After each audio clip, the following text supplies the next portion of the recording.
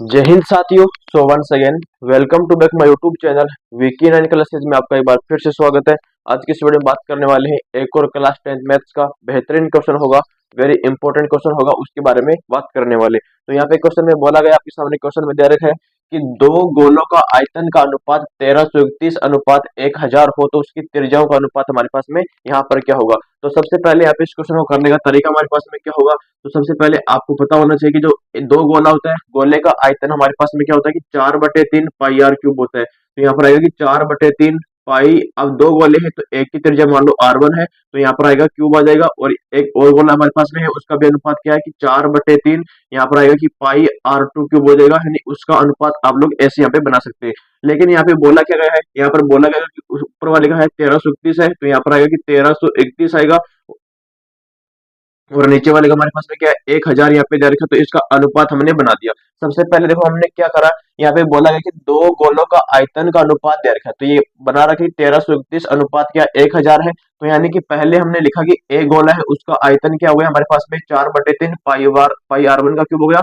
यहाँ पे दूसरा गोला है उसका अनुपात क्या है 4/3 पाई R2 का क्यूब यहाँ पे बना दिया, क्योंकि यहाँ पे देखो ये वाला मान तो हमारे पास में कांस्टेंट है, ये तो कट जाएगा यहाँ पे। और जो R1 है यहाँ पे फर्स्ट गोले की त्रिज्या है, R2 क्या है सेकंड गोले की त्रिज्या बन गई हमारे पास में। अब यहाँ पे अपने सामने क्या बनेगा कि अगर हम यहाँ पे निकालेंगे कि जो R1 का वैल्यू होगा, यहाँ पे R1 बना दो और यहाँ पे आप टू R2 बना दो, इसका आप क्या बनाओगे होल क्यूब बना दोगे। लेकिन आपको यहाँ पे पता होना चाहिए कि जब हमारे पास में इसका क्या लेंगे क्यूब रूट लेंगे, तो हमारे पास में यहाँ पर बनेगा कि 11 गुणा, यहाँ पर आएगा 11 गुणा, यहाँ पर बनेगा 11। और नीचे हमारे पास में क्या बना हुआ है यहाँ पे कि 1000 आ रहा, तो यहाँ पे लिखोगे 10 गुणा यहाँ पे आएगा 10 आ जाएगा। लेकिन आप जब इसका क्या लोगे क्यूब रूट लोगे, तो हमारे पास में जो क्वेश्चन का आंसर क्या बनेगा यहाँ पे कि R1/R2 आएगा यहाँ पे।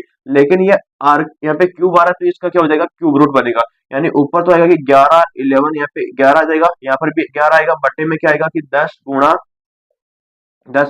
10 आएगा। इस पर पूरे पर आप क्या लगा दोगे क्यूब रूट यहाँ पे लगा देना। तो इस प्रकार से अब देखो यहाँ पे 3 बार आ रहा है, तो एक जोड़ा ऐसे बाहर निकलेगा, यहाँ से भी एक 10 बार आ जाएगा। तो आपको जो R1 का मान मिलेगा, तो यहाँ पे आएगा कि R1/R2 का मान मिलेगा। ऊपर वाले में तो आएगा कि 11 आएगा, और नीचे वाले में आपके पास में कितना आएगा यहाँ पे 10 निकल के बाहर आ जाएगा। तो पूछा क्या था कि उनकी त्रिज्याओं का अनुपात निकालो, कि जो हमारे पास में R1 आएगा और हमारे पास में R2 आएगा, उसका मान क्या बनेगा। यहाँ पे तो 11 आएगा और यहाँ पे हमारे पास में क्या आएगा अनुपात 10 बन जाएगा। तो जो पहला गोला है उसकी त्रिज्या क्या होगी 11 होगी, दूसरा गोला है उसकी त्रिज्या हमारे पास में 10 बन जाएगा। इस प्रकार से आप लोग इस क्वेश्चन को सॉल्व कर सकते हैं। पहले आपको बनाना है कि दो गोले दे रखे, दोनों गोलों का आयतन आप बना लीजिएगा कि एक का हमारे पास में क्या हो जाएगा त्रिज्या R1 होगा, दूसरे का हमने R2 बना लिया। इनका अनुपात हमारे पास में इस प्रकार से दे रखा है। लेकिन यहाँ पे नीचे 1000 आ गया, तो इसको हमने 3 टाइम लिखेंगे, 10 गुणा 10 गुणा 10 लिखेंगे। और यहाँ पे 1331 आ रहा है, इसको 3 टाइम लिखेंगे कि 11 गुणा 11 गुणा 11 आ गया। इस प्रकार से इसके बाद में यहाँ पे क्यूब आ रहा था, इसको मैंने क्यूब रूट में बदल दिया, तो यहाँ पर बन गया कि 11/10 बन गया। तो ये क्या होता है हमारे पास में दो गोले हैं, उन गोलों की त्रिज्याओं का अनुपात हमारे सामने बन गया। इस प्रकार से आप लोग इसको सोल्व कर सकते हैं। उम्मीद करता हूँ समझ में आया होगा, तो सपोर्ट बनाए रखिए। Thank you so much, love you all, जय हिंद।